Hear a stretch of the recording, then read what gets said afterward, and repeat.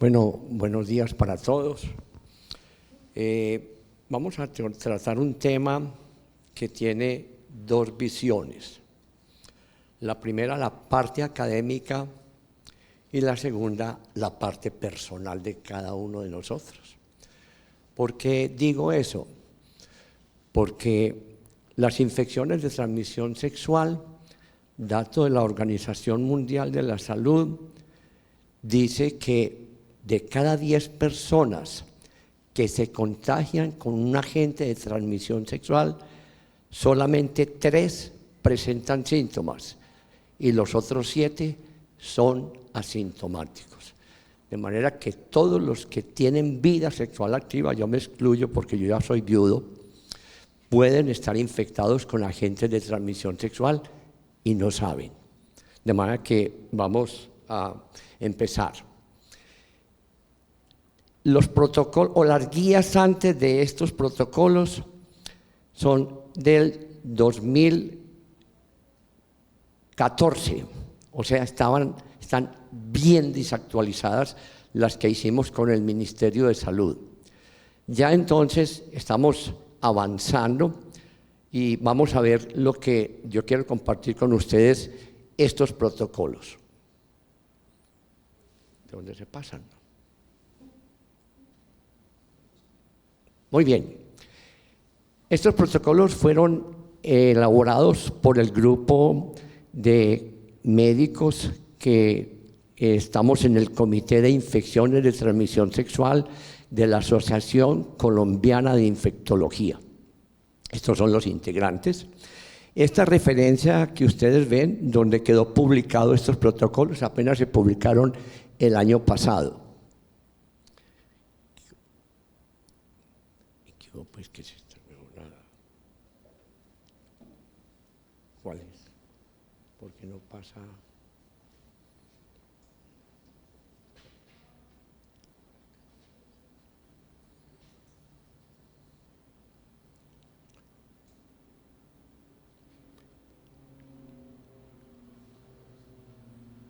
Ahí sí ya. ¿Cuál? Esa es la que estoy cambiando. Bueno. La pregunta es, ¿por qué protocolos y no guías? Y más o menos, para hacerles un resumencito, las guías son más complejas de construir, se basan en la evidencia y por eso se clasifican. Cuando uno va a entregar un comentario, va a decir fuerte a favor, débil a favor, fuerte en contra, etc. Y requiere mucho más tiempo. Son complejas y gastan mucho tiempo para llegar a un acuerdo del comité. En cambio, los protocolos son menos complejos y se basan en revisiones de temas y por unanimidad del comité se adopta o no la respuesta a la pregunta que estamos haciendo. Es sencillo, son prácticos, pero el ministerio exige guías. Esto es el aporte que hace la Asociación Colombiana de Infectología con los nuevos protocolos. Componentes de estos protocolos, ¿cómo los tabulamos o los construimos? Primero, definición clínica de cada uno de estos aspectos: el paciente con uretritis, úlcera genital, proctitis, flujo vaginal, cervicitis, hepatitis B y PVH. Esos temas los vamos a desarrollar en la guía. La etiología de cada una de esas formas de presentación clínica, cuáles son los agentes responsables de uretritis, de úlcera genital, tal y tal, entonces lo vamos haciendo, o lo van a encontrar pues en los protocolos. El diagnóstico se va a hacer por agente etiológico y nivel de atención del paciente.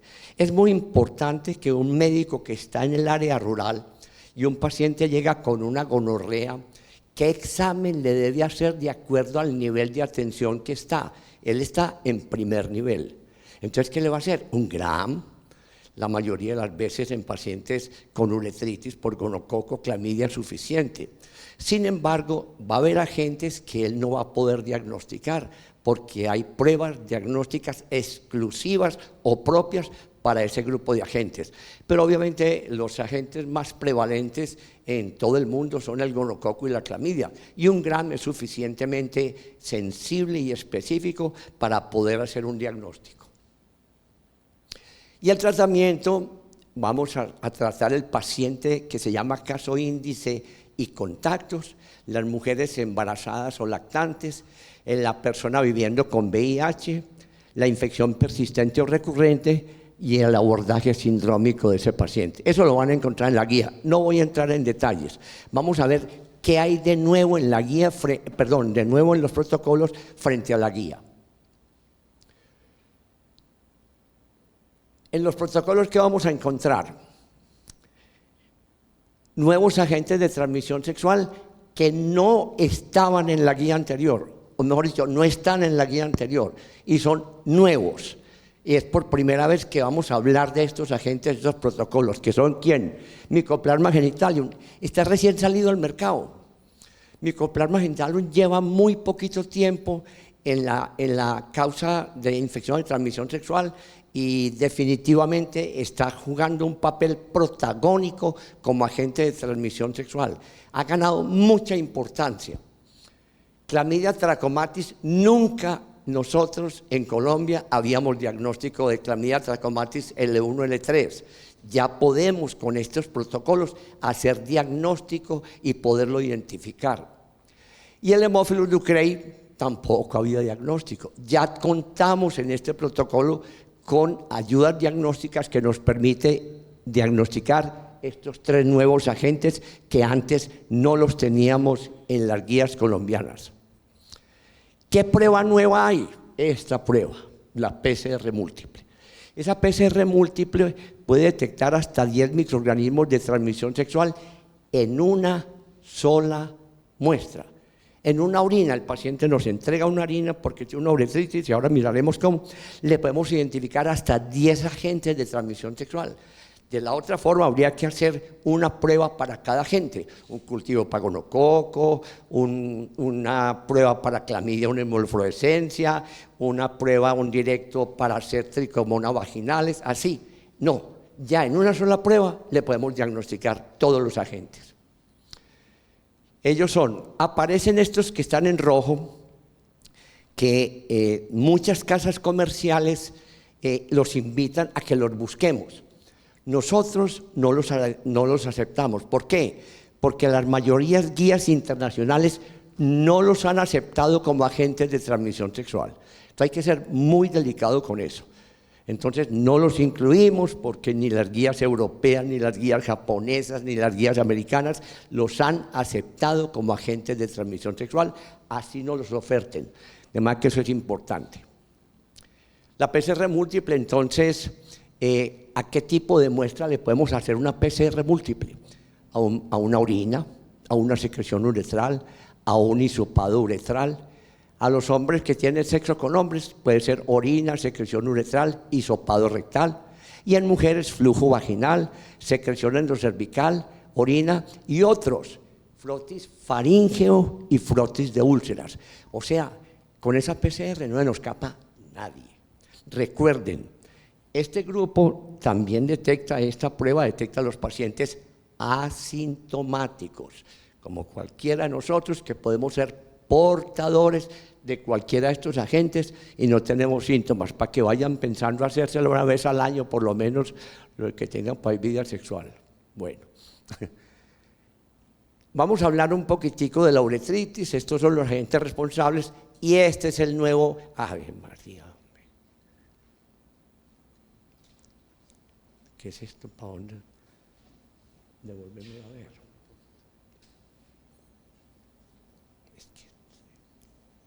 ¿Ese es cierto? No.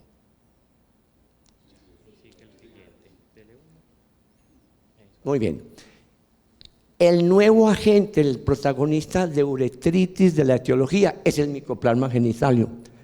Antes no lo podíamos encontrar. Además, pues no es que no lo pudiéramos encontrar, sino que no había sido todavía un agente protagónico de uretritis y ya lo podemos detectar.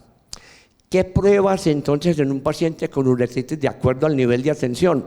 1 gramo, el directo en solución salina para tricomonas vaginalis, el cultivo, y la PCR, a pesar de que es una prueba de tercer nivel, puede detectar todos estos microorganismos en una sola muestra, si es en mujer endocervis, si es en hombre en la orina, y así ya lo pudieron ver. Bueno, en el tratamiento que hay de nuevo con relación a la guía anterior, incluimos la espectinomicina como tratamiento alterno. ¿Por qué? Porque estos datos del Instituto Nacional de Salud nos muestran que los cultivos de gonococo que se hicieron, 1.134 cultivos que se procesaron para ver la sensibilidad del gonococo, es un 100% sensible la espectinomicina al gonococo. Entonces, el tratamiento de elección es la ceftriaxona, y por cualquier situación pudiéramos emplear la espectinomicina como tratamiento altamente eficaz para gonococo en este caso. Eso sería lo nuevo.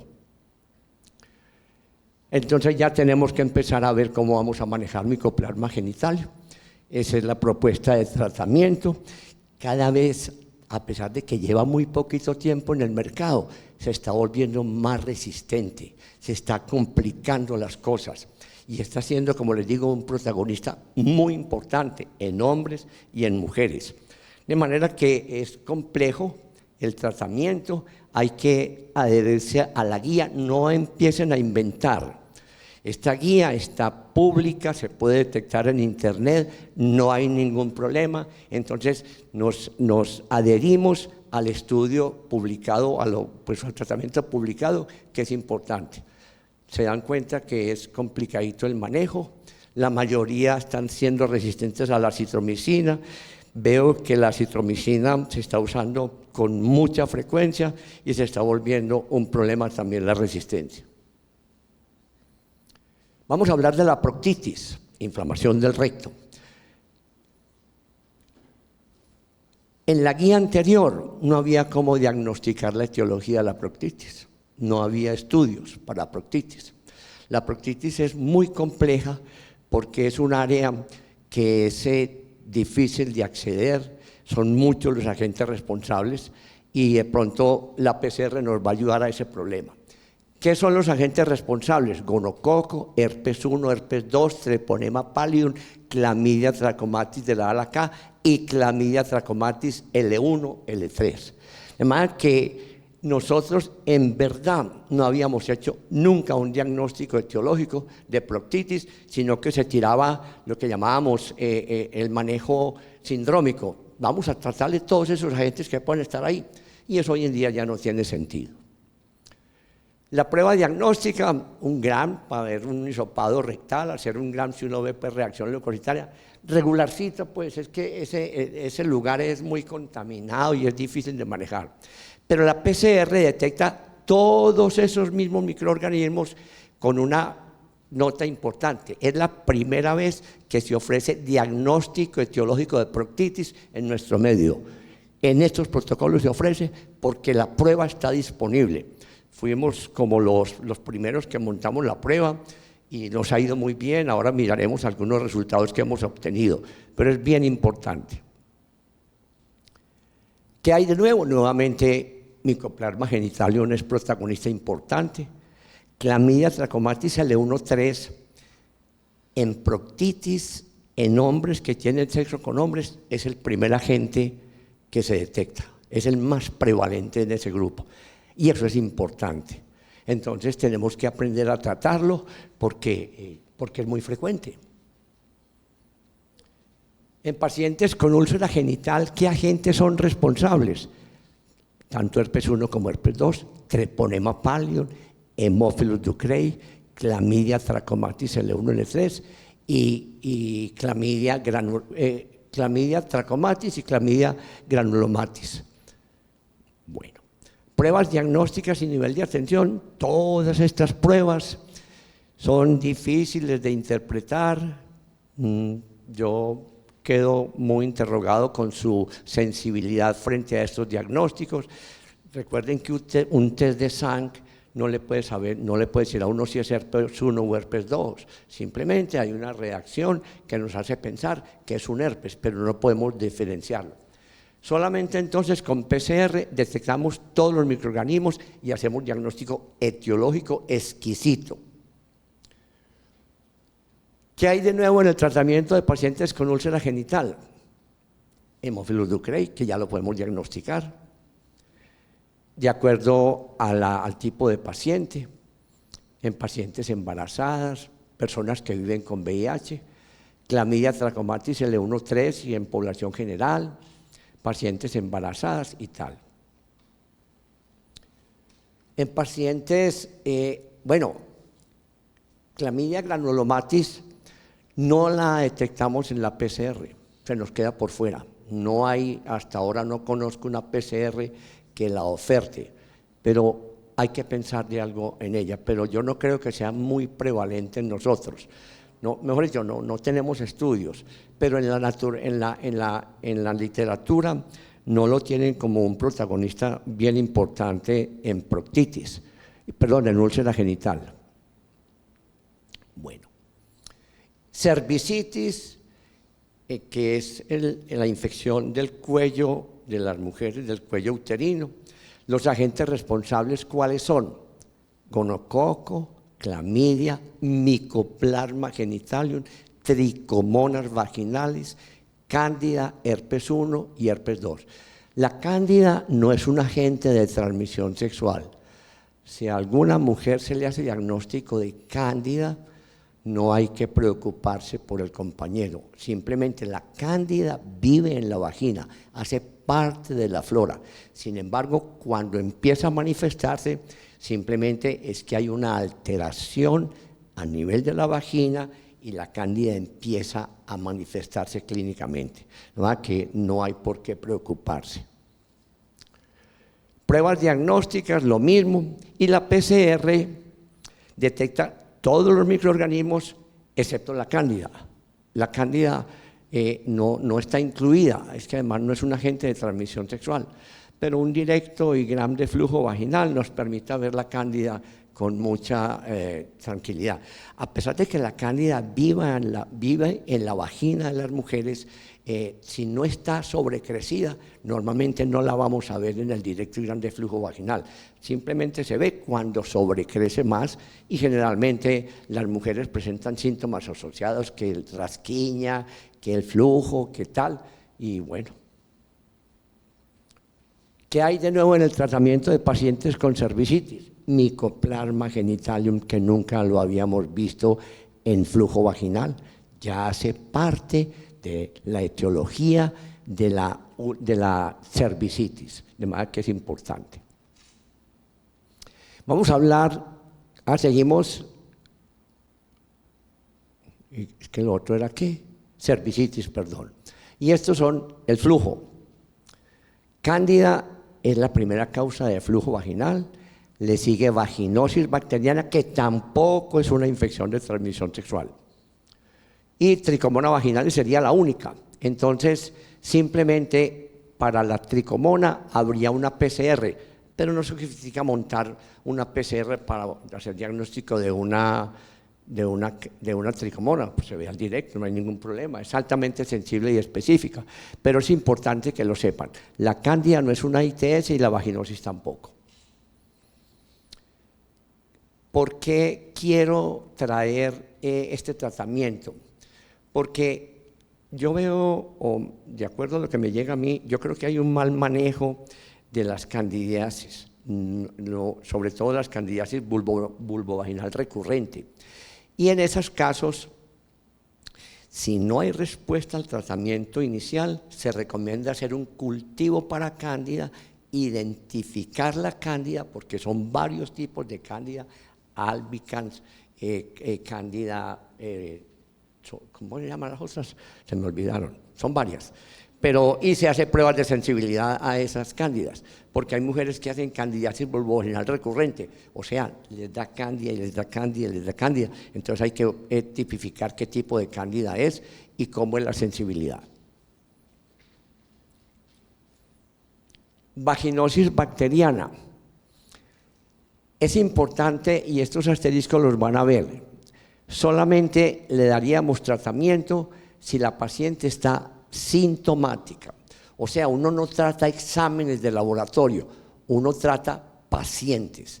Y si la paciente no se está quejando de que tenga las características propias de la candidiasis, de la vaginosis bacteriana, que es un flujo maloliente, que es un flujo adherido, un montón de características. De manera que se hizo un directo y grande flujo vaginal y aparece y sospecha que tengo una vaginosis bacteriana, mientras no haya síntomas, las guías de todas las que consultamos están de acuerdo. No se trata mientras no haya síntomas, de manera que es una alteración que yo no me atrevería a decir más allá de lo que dice la literatura mundial al respecto.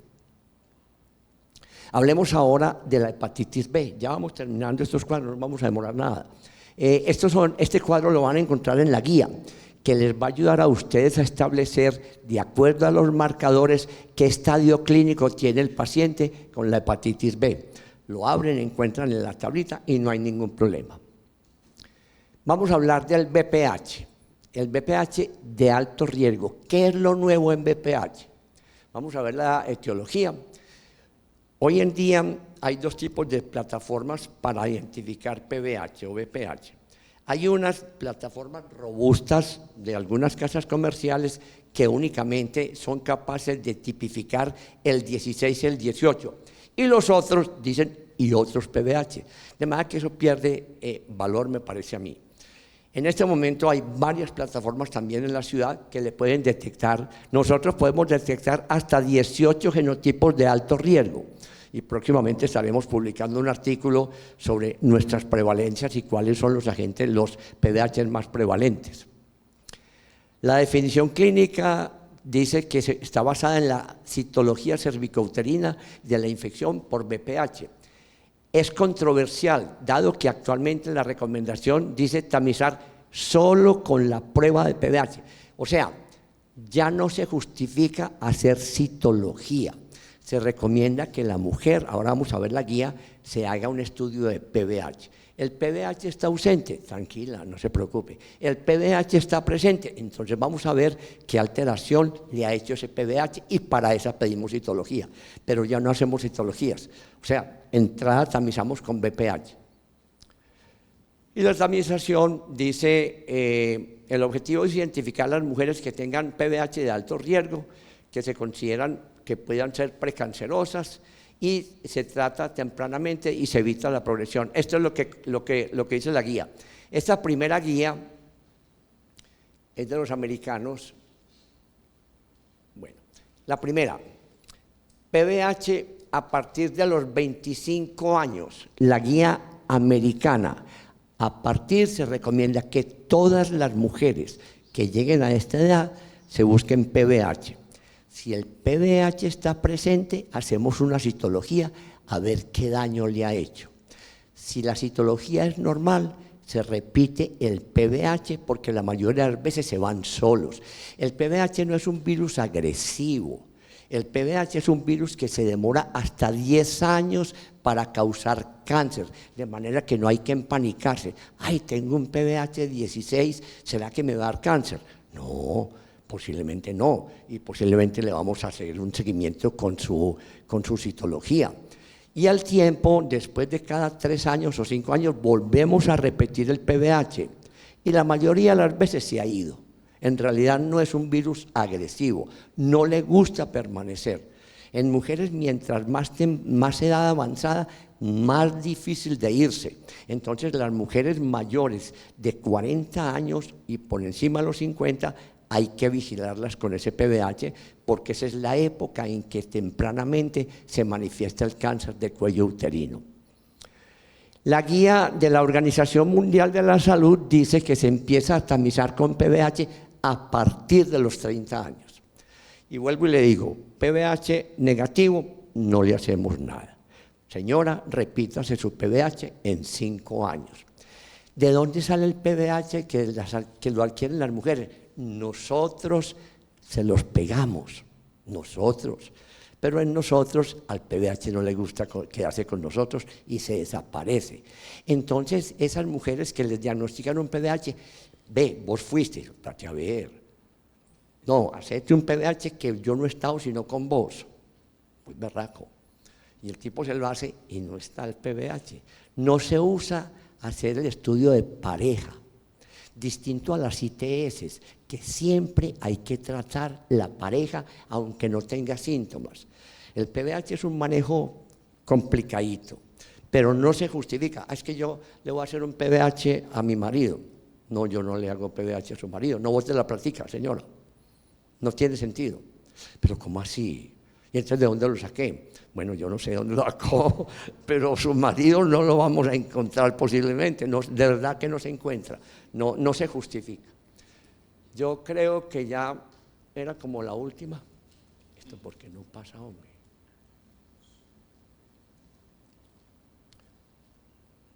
Bueno. Vamos a contar el estudio que publicamos recientemente. Estudiamos 1027 pacientes.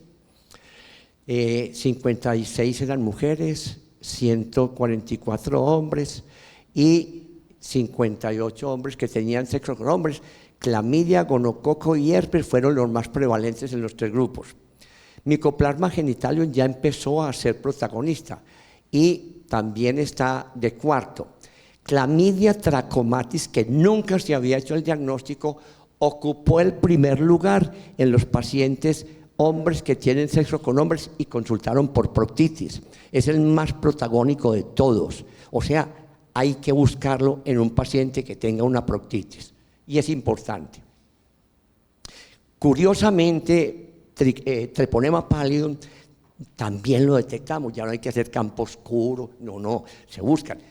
Uno de estos pacientes era portador de treponema pallidum, no tenía síntomas, y ahí estaba el treponema pallidum y lo encontramos, más que es importante. Más de un microorganismo, se le hizo PCR y encontramos en las mujeres, por ejemplo, esta señora tenía herpes 1 y herpes 2, tenía un gonococo y un herpes, tenía un mycoplasma genitalium y un herpes, y esta tenía un gonococo y una tricomona. De manera que puede haber 2 o más agentes que puedan estar ahí. Vamos a mirar en hombres que tienen sexo con hombres. Me llama la atención este último, Clamidia trachomatis, gonococo y herpes simplex. Se llama Pague 1 y lleve 3 en promoción. El hombre tenía varios. Este paciente tenía Clamidia trachomatis y herpes simplex. O sea, hay varios. No es solamente una etiología, puede tener varios agentes. La pregunta es, ¿cuál es el responsable del proceso inflamatorio? No vamos a saber. Estos son en hombres. Este paciente tenía el que están subrayados, gonococo, herpes 1 y herpes 2. El otro tenía gonococo, mycoplasma genitalium, herpes 2 y clamidia trachomatis. De manera que es muy buena esta prueba, porque podemos hacer diagnóstico de varios agentes que están viviendo ahí y que posiblemente con otro método diagnóstico no los podíamos detectar. Este es un resultado que reporta el laboratorio clínico. Entonces están los que buscamos y solamente aparecerá el de esta clamidia positiva. Todos los demás los buscamos, ahí se ve, y la muestra de este paciente fue en orina. Normalmente así lo reportamos. Y es muy buena prueba. Otros datos. Vea pues, de acuerdo con el Ministerio de Salud, cada hora a 10 colombianos se les hace por hora de ITS, principalmente VPH, sífilis, herpes y gonorrea. Ahí no aparecen los otros que puede haber, pero seguramente puede haber más. Las enfermedades de transmisión sexual más comunes en el país son VPH, sífilis, herpes y gonorrea. Eso es tomado de la revista Semana, unos datos estadísticos.